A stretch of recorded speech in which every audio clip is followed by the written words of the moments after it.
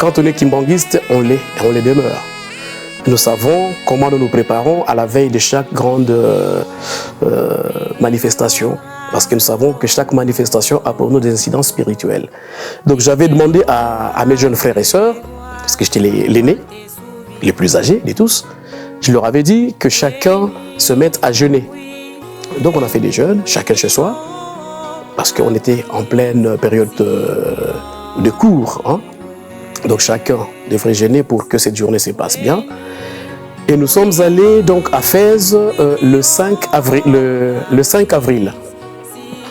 Nous nous sommes organisés de telle sorte que nous ayons à manger, à boire pour tous nos invités.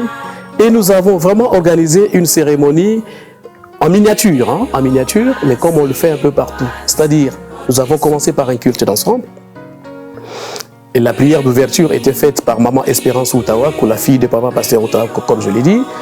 La prédication était faite, si je ne m'abuse, par Papa Jeffar, qui est flûtiste en Suisse, à Londres.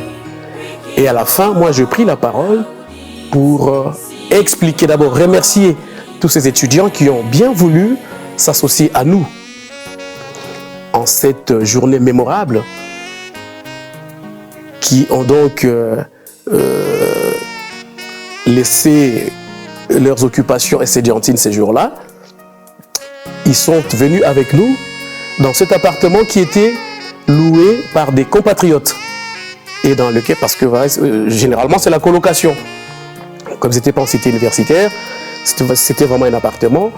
Et donc, nous avions tout simplement observé une certaine conduite, de manière à ne pas irriter les voisins ou à ne pas attirer l'attention des voisins, ce qui nous aurait valu la visite de la police.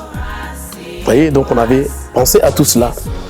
Donc, une fois que la prédication avait été faite, je me suis mis à expliquer un peu ce que c'était le 6 avril pour nous kimbanguistes et à expliquer le kimbanguisme à nos compatriotes qui n'étaient pas kimbanguistes. Et d'ailleurs, cela nous a valu un certain respect. Parce que, en cela, beaucoup d'eux ont dit, mais finalement, c'est des personnes qui ne sont pas complexées. Comme je vous l'ai dit, être kimbanguiste à l'époque, surtout nous les jeunes, pouvait être un argument de complexe. Parce que nous traitait de tous les mots.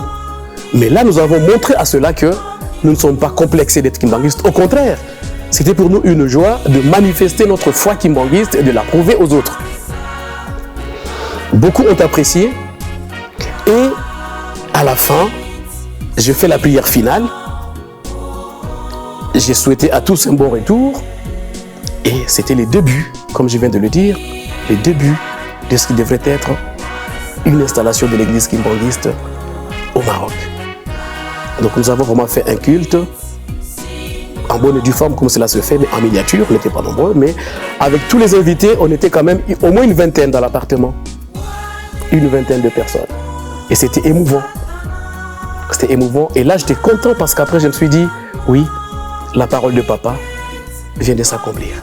Et aujourd'hui, nous avons cette paroisse kimbanguiste, ou cette église kimbanguiste au Maroc. C'est une joie pour moi.